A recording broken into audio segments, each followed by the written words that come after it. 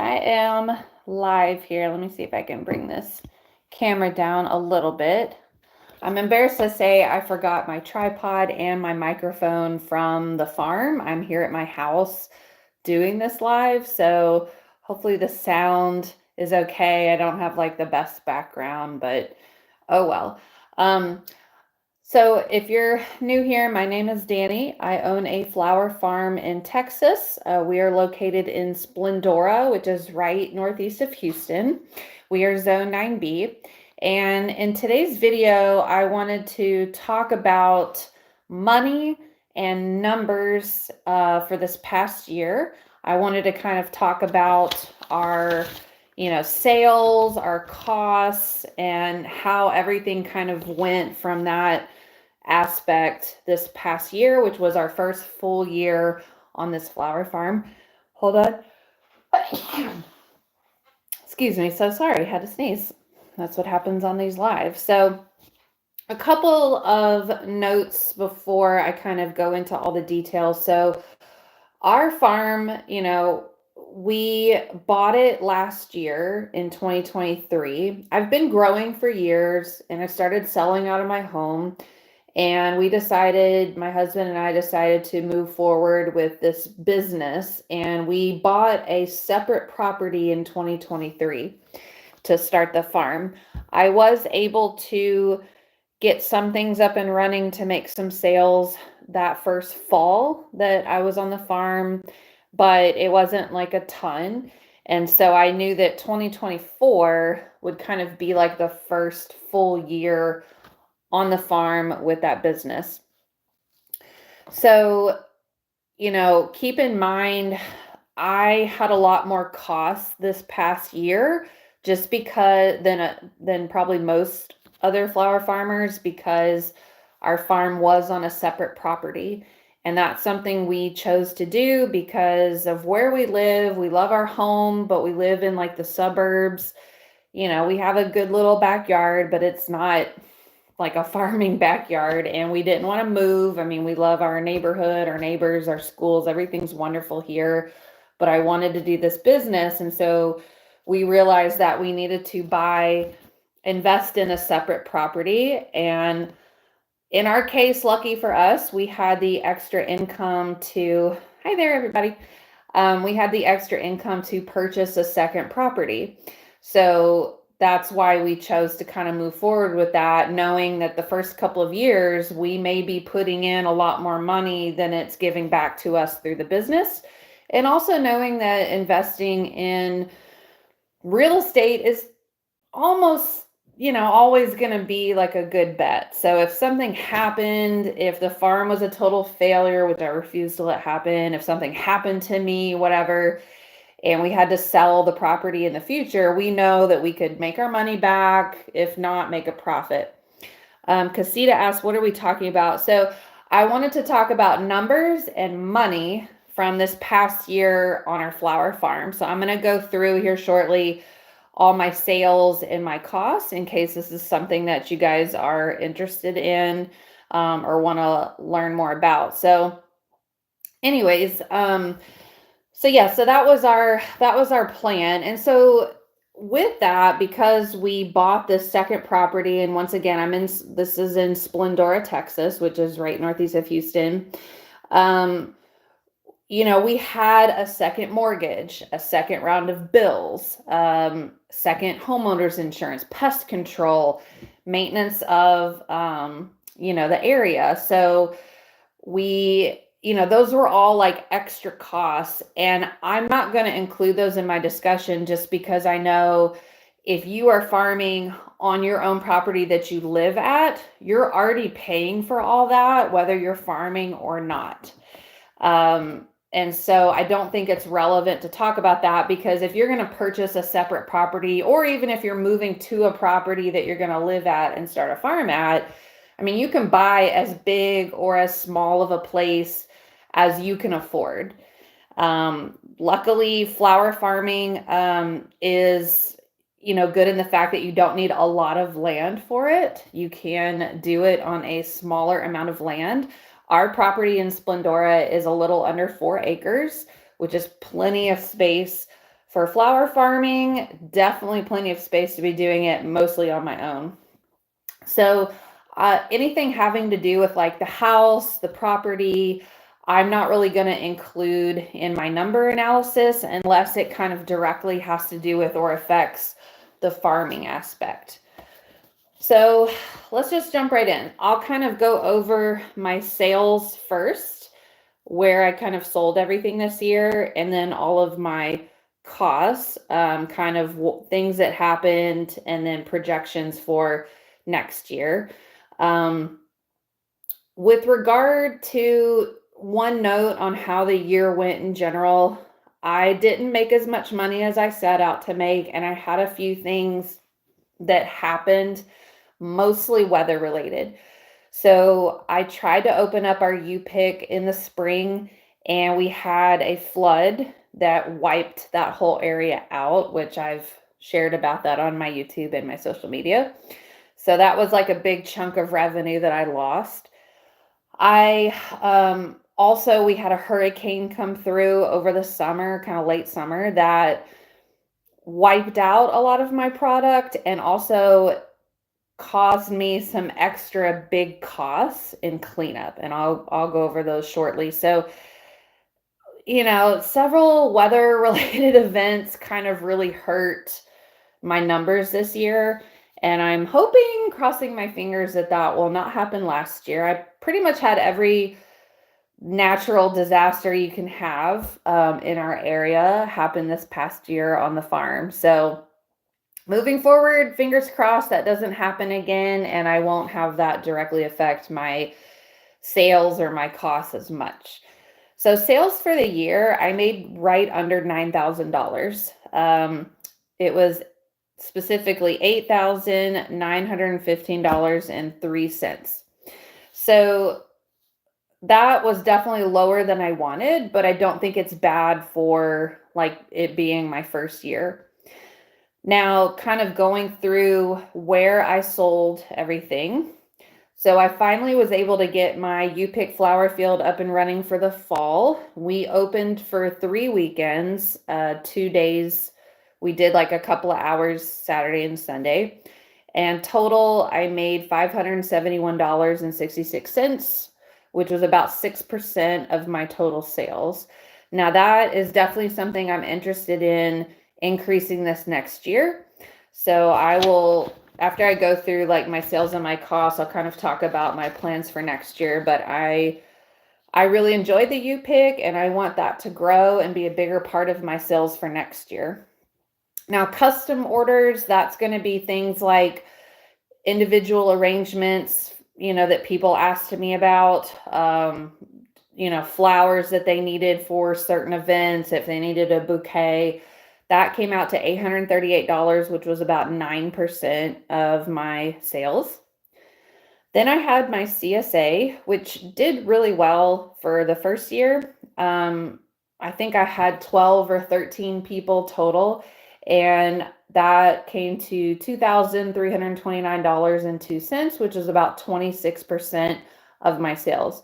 Now, I just launched my bouquet subscriptions, and so far I am below sales wise how many I sold last year. So I don't know why that is at the moment. I don't know if people are choosing to buy them later on or last minute. I had nothing but positive feedback on my CSA products and how everything went. Nobody said anything bad, gave me any negative feedback. So I guess we'll see if I end up selling more, but that's something I'm going to keep in mind. If I can't keep that amount for this next year, then I'll need to make up that, revenue somewhere else. The wholesale, so that's going to be like selling flowers to florists or other grower friends. That came out to $2,951.93. That was my biggest money maker, and that was 34% of my sales, so about a third. That was very surprising. I sold to a handful of different people throughout the year, and it went really well. I really enjoyed it. So I ended up doing better with that than I thought I would originally, and I hope to increase that this next year. Now I also included cash rewards for my credit card because I have a business credit card. It gives me cash back when I use it. I put that directly back into the business. Why not? If you're not doing that, then I think you need to change on that. Put everything on the credit card, pay it off every month, collect your cash rewards. It's almost like free money. But that's $580.31, which is like 6.5%. So not technically a sale, but definitely a part of the revenue. And then miscellaneous was kind of anything that didn't fit in the above categories. And that's going to be like when I sold bulbs, when I sold all my mum cuttings, things like that, maybe like potted seedlings or plants. That came out to $1,644.11, which was 18.5%. I do hope to sell a lot more mum cuttings this next year, especially if I can get the certification to ship outside of Texas, then I would really like to do that. So that's kind of a breakdown of everything, all the ways that I sold flowers this year and how much money I made. Now let's go through the costs, and I kind of broke this down into expected costs and unexpected costs. So expected were things that I knew ahead of time either how much they would cost and that I would need to pay for them, or that I would know that I'm going to have to buy at some point. Like I need to buy seeds, I need to buy compost, I need to buy drip irrigation, I need to pay for my floral certificate. So, I may not have known the exact number, but I had an idea, on like what all this was going to include. And then the unexpected costs were things that popped up that I was not prepared for. And I'll talk more about that shortly. So expected costs, I spent $16,912.64. The first chunk, I guess the biggest chunk of that was plant material, and that is seeds, bulbs, corms, cuttings, the actual like things that were going to grow, the plants themselves. So I spent $6,427.39. That was about 38% of my costs. So I do expect to spend at least that, if not a little more this next year, just because I'm going to be trying to grow more. So I'll have to see kind of how that cost goes. I'm going to try to be more efficient with my costs and like limiting, how many orders I'm getting to limit the amount of shipping I'm having to pay for, make sure I'm using up everything that I already have, especially like with seeds and stuff. So we'll see how that goes. The second biggest chunk that I spent the most money on was just supplies. And I didn't really break this down into specific categories, which I probably will this next year. I just put supplies in general. This could be things that were disposable or things that I bought that I'm going to reuse. And I spent $6,043.11, which was 36% of my costs. Next chunk of money I spent was on soil or compost. And I think this is a little underestimated because I think within my supplies, I had some soil costs in there that I forgot to take out. So I'm going to do a better job of keeping track of that this next year. But for soil and compost, I spent $2,163.98, which was about 13% of my cost. Next up, I had marketing. So that's going to be things like if I ran any ads online, which I might have done like one. I don't like spending money on ads because I don't see the return on it. But I bought some t-shirts. I bought like a big sign. So stuff like that has to do with like marketing and showing off the farm. I spent $504.74, which is about 3% of my costs. And then the next number of items were kind of just like one-time expenses. So I had to pay for liability insurance.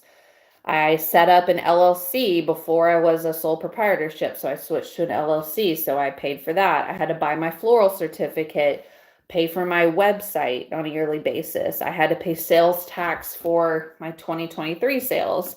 And then I also donate 5% of my sales to charity. So the rest of the expected costs were all within that jumble. And those are all pretty small costs in the grand scheme of things, but they are something that you need to keep track of and that I'm going to be paying for every year. Talking a lot. Now, unexpected costs. This is, I think, what really bit me in the butt this year. And these were things that like really couldn't get around not paying for. I mean, I could have not paid for them, like if I didn't have the money, but luckily we did. And we felt like these were definitely needed, like we needed to pay for these things and we had the money at the time. But I'm hoping that this amount and these things will not happen again. So my total unexpected costs wrapped up at $12,290. So yeah, that was a lot. I mean, I could see like a couple of $1,000s for like little repairs here and there, but 12,000 was pretty crazy. I think the takeaway from that is definitely put aside money for unexpected costs. If you don't end up using it, roll it over to the next year or reinvest it into your farm and then start saving up more. You know, it never hurts to have, you know, some savings in case something happens, especially when the weather can be really crazy. So the biggest, there were kind of two really big hits that happened. So the first thing was we had, well, I don't know which came first. The first one I'll talk about is we had a really bad thunderstorm one night. And because I don't live at my farm, I wasn't there. But I showed up the next morning and my gates weren't working. And I figured like, okay, maybe it's something with the electricity. There was a bad storm. You know, you're out in the country, trees fall on power lines, whatever. But I knew the house was on. So I was able to get in. I manually got through the gate and then I messaged my neighbor. I said, hey, my gate's not working, but the electricity's on in the house. Like, do you have power? Do you have any issues going on? And he said, hey, me too. I think what happened is there was some really loud, bad lightning that cracked really closely. And I think that could have affected the gates. And sure enough, when I called the gate company, I had used them before to just do a small repair. He said, yeah, those electrical lines that were underground connected to the gate were fried from the lightning. Freak thing. He's seen it happen and unfortunately couldn't repair it. Pretty much had to get new motors, everything for the gates, and that was almost $6,000. We did opt to go for solar powered gates. So that way, if this happened again, it would not affect my gates running. They're not tied to any kind of electrical line. They're solar powered. And I have two gates. So it was almost 3,000 a piece. So that really sucked. I wanted to do it at the time because we were trying to get the U-pick open and I was going to have people coming in and out and I didn't want to have to go manually open the gate and close it every time and mess with all that. Could I have just left it alone? Yeah, but felt like it would be a good long-term investment. We had the money, so we just went ahead and did that. The other major unexpected costs I had for the year had to do with when we had the hurricane come through in early July, Hurricane Beryl.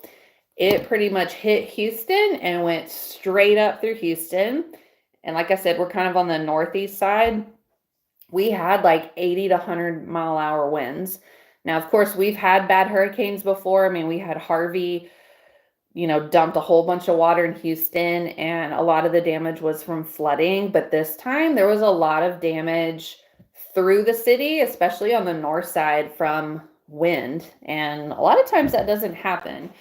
But I had a ton of trees fall. I had debris everywhere. I had this giant oak tree. I think it was partially diseased because I don't know how it would have fallen over otherwise, but it was huge and it fell in my property. Luckily, didn't hit the house, didn't hit anything, but I had to get it removed. And I spent almost $5,000 for a crew to come in and professionally remove that tree, remove multiple other trees, really large branches. I had, because we have a lot of trees in our property, which makes it beautiful and lends some shade, which is great when you're in South Texas in the summer. But there was a lot of trees that had, broken limbs that were hanging and were dangerous. And so they spent a few days out at the property cleaning all that up. And that was about $5,000. Now,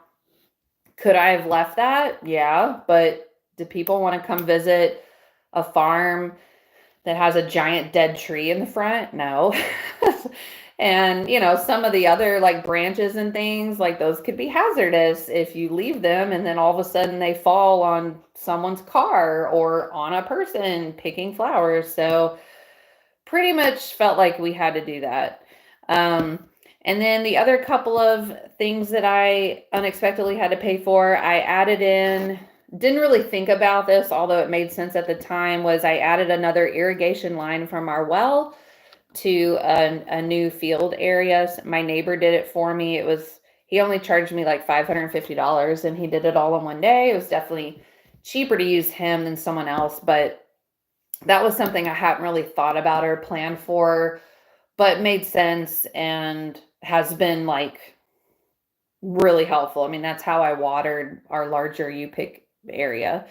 And then we have a riding lawnmower and I was trying to keep up with mowing myself, but it was getting really difficult. We had a couple of issues with the mower itself and I ended up having to pay that same neighbor to come over and mow a few times. And so I spent about $600 paying him to come mow our property. That's one thing that nobody tells you when you're starting a flower farm, especially if it's on a separate property or a new, bigger property, is just maintenance of the property. Like, you need to go mow, you have to weed eat, you have to maintain your fence, stuff like that. And I think people don't think about it. They're just like, hey, I need to go get some flowers in the ground, and mess with all that. But especially if you're going to have anyone on your farm, like, it needs to look nice. It needs to be walkable. There's just maintenance of the property that you have to keep up with. So remember that if you're starting a farm or you're trying to get on a new, bigger property, how are you going to maintain everything? And if it's just you, that can really eat up a lot of time. Believe me, I know. So that's kind of the breakdown of my sales and all my costs. Empty nest bloom. It's so much work. I just want to grow flowers. Yes. Hi. Yes. Yeah, it's like, growing flowers is a lot of work, and I think we're all prepared to do that. Like, I don't want to be digging in the dirt and laying out landscape fabric, and all of that is tiring. Great. I love doing all that. It's fun, but like, do I want to be spending an hour mowing every day? No. And I didn't really think about that. I hate weed eating, and I'm out there, especially in the summer when the grass grows so crazy and the weeds are growing crazy. Like, you're out there mowing and weed eating almost every day to keep up with it. I mean, luckily right now with the weather cooling out or cooling off, like, it's not that much. Although I will say with all my giant trees on my property, I'm now having to keep up with containing all the leaves. There are so many leaves and acorns and trying to blow them all out of the areas that I need to work in. I did get an attachment for my riding lawnmower to drag behind and pick up all the leaves. And I've started to create a compost pile, which I think will be, great in the long run, but it's like every day, that's just another thing I'm having to do. So, I don't know if the next couple of years, like, I'll still be trying to keep up with all that, or am I going to hire somebody or my neighbor or a high school kid to come out, especially like during the summer, and say, hey, can you just come out like, I I don't know, 2 or 3 times a week and mow, or 2 or 3 times a week and weed eat, or pick up leaves, stuff like that, that like I don't really feel like is worth my time. But we'll see. I got to make more money to be able to pay somebody. So at the last year, I wanted to talk about kind of my plans and thoughts for next year. So I have my costs. I spent almost $17,000 of expected costs, and then I had about $12,000 of unexpected costs. I don't think I'm going to have $12,000 of unexpected costs next year, but you never know. So I think having at least like $5,000 set aside for miscellaneous problems that come up is probably a good thing. I think my expected costs should remain about the same. I'll be spending more on plant materials because I'm going to be growing more this next year, but I shouldn't be having to spend as much on supplies because I have a lot of stuff that I'm reusing. I have all the landscape fabric. I'm going to use that again. The drip irrigation, use that again. All my tools and things, unless something breaks and I have to buy something new, I really shouldn't be spending that much on supplies. So I think 17,000 is a good number to sit with for next year on what I might be spending. Now, my sales, definitely want to get my sales up. And in business, kind of a general rule of thumb, it's usually a lot easier to earn or make more money than it is to cut costs. So that's my expectation for next year is like, I'm going to try to cut what I can or just be very more frugal minded, but I really don't expect to cut my costs down that much. So my plan is to make a lot more money and do a lot more sales. So my first sales were my U-Pick. And like I said, we were only open 3 weekends for those couple of hours both days. I definitely want to increase that. And my plan was to be open more this past year. It just didn't work out. So my thought is if I can open up by the end of March, beginning of April, and run until June, and then possibly also do like a few weekends in the fall, then I can probably make almost $5,000 doing that. My goal would be $200 every day we're open. We're going to be open for a couple of hours in the mornings. So at least like 10 sales, if not more. And if I can hit that over the course of those weekends and make at least like $5,000, then I think that will be a really great accomplishment. If I can make more, yay. But that kind of thing, I feel like takes a while to build up. A lot of it's word of mouth. I don't want to spend a lot of money on marketing our U-Pick, like putting it in newspapers or magazines or bulletins, because that stuff is actually really expensive. Like I even looked at buying an ad in our church bulletin. It's like $1,000. And I just don't feel like I'm going to get the return on that, at least right now. So I'm just depending on doing what I've been doing marketing wise, trying to expand my reach, trying to get more word of mouth out there. And I think I did have a lot of customers that came this year that shared about it on social media. And I think that has helped. So that's my plan. And if we can be more consistent with being open so people know like, oh, it's the spring, Dani's flower farm is going to be open. Let's go on the weekend. Then I think that will draw a lot more people. Empty Nest Bloom says, do you live near a big city or is it small? No, I'm outside of Houston. So Houston is giant.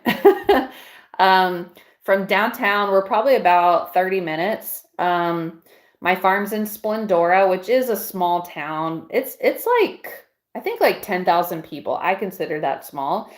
I will say it's 20 minutes from my home, which is in Spring. Spring is about 60,000 people. And then right next to us is the Woodlands, which is, I want to say it's like 120 to 200,000 people. So lots of people. But a lot of people like don't know about us, because an interesting thing with Houston, as huge as it is size-wise, as huge as it is people-wise, there's hardly any flower farms. I mean, I don't even know if I could think of 10 around like the whole Houston Metroplex. And I don't know that I can think of anyone else that does picks on a flower farm. Now I do have a friend, Teresa, who has Life and Rose Farm in Magnolia. She does do picks. It's just roses. So it's similar but different. But everyone else I know that runs a flower farm around Houston does not do a pick. So that's interesting to me.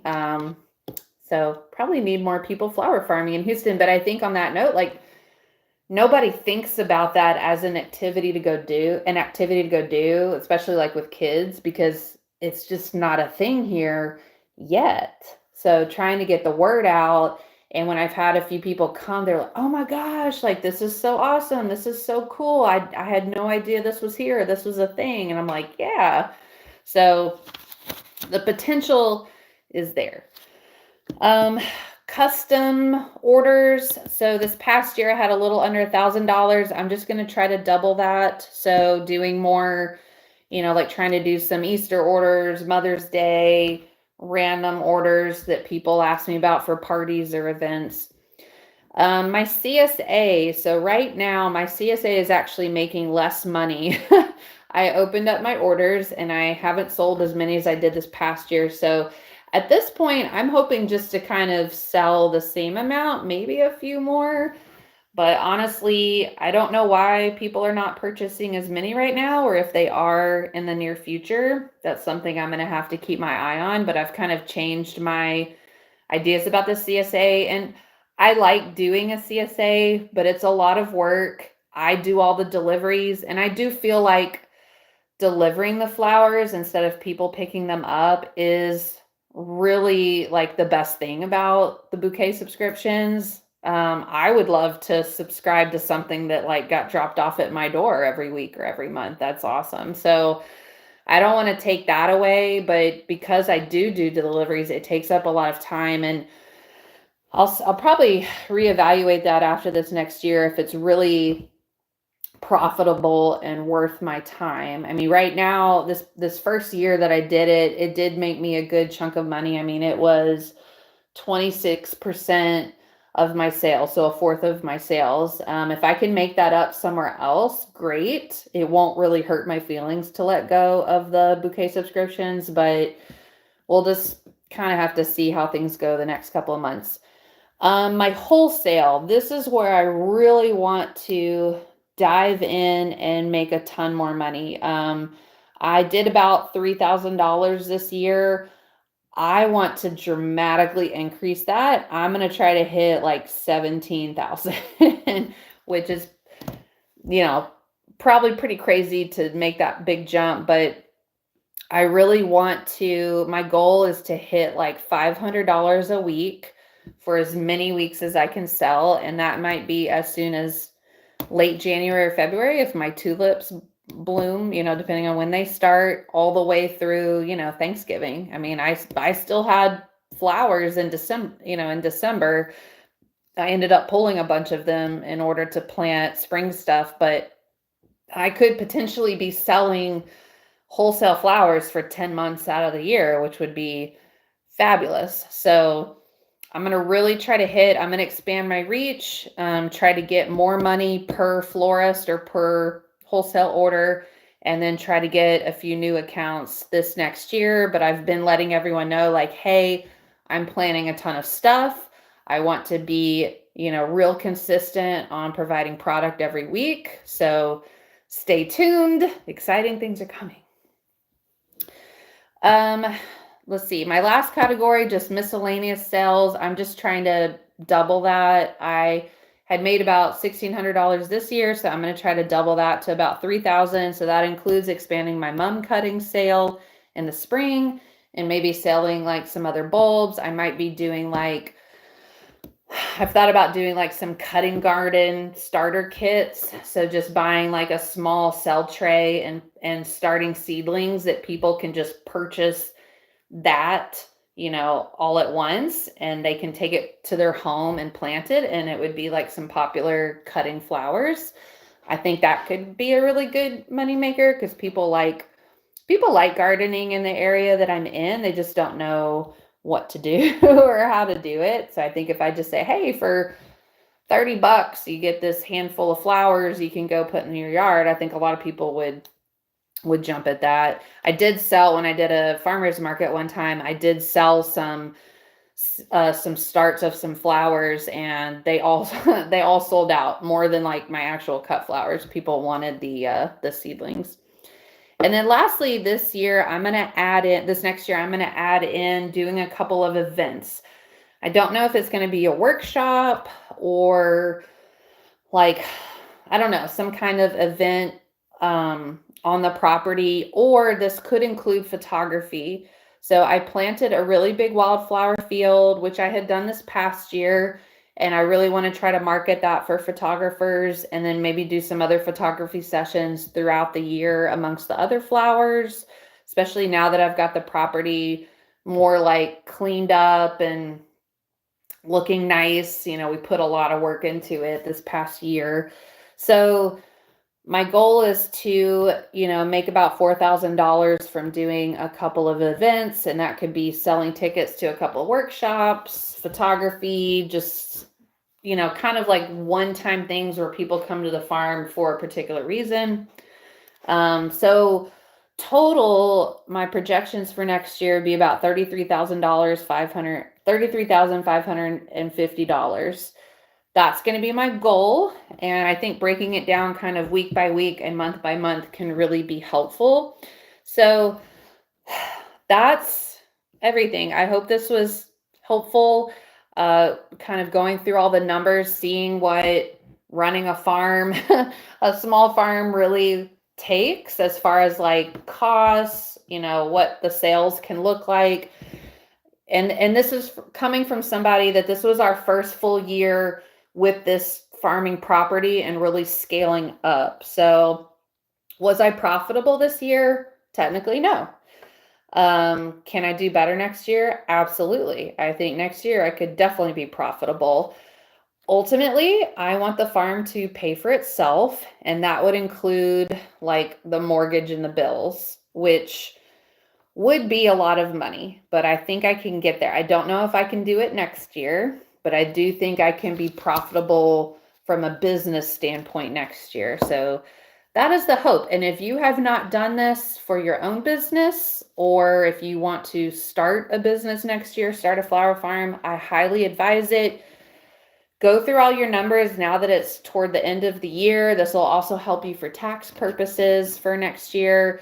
So you'll kind of be prepared for that. But, take a really hard look at like, where did I make my money? What's really worth putting more time into, or what's something I could cut? And that could be a sales outlet. That could be a marketing strategy. That could be like growing a particular flower. For instance, this next year, I cut out lilies. I love lilies. I think they're beautiful. They're really easy to grow. But nobody wanted them. My customers didn't care about them. The florist wholesale people did not want them. So I lost a lot of money on lilies. So they get the axe. It's not even worth it and lily bulbs are expensive. It's not even worth it to put in the time. Emptiness asks, do you use Quicken? I'm assuming you mean QuickBooks. I have not signed up for QuickBooks. I have a spreadsheet I've created that and I use Google Sheets that keeps track of all my numbers. I enter in like the date, the amount, where I spent the money, what it's for, and I have different tabs that calculate all these costs. So it's like a QuickBooks, but it's a lot more manual labor. But I would hope this next year, if I can increase my profit, I would like to pay for QuickBooks and start using that, because that's what everybody does and it's awesome.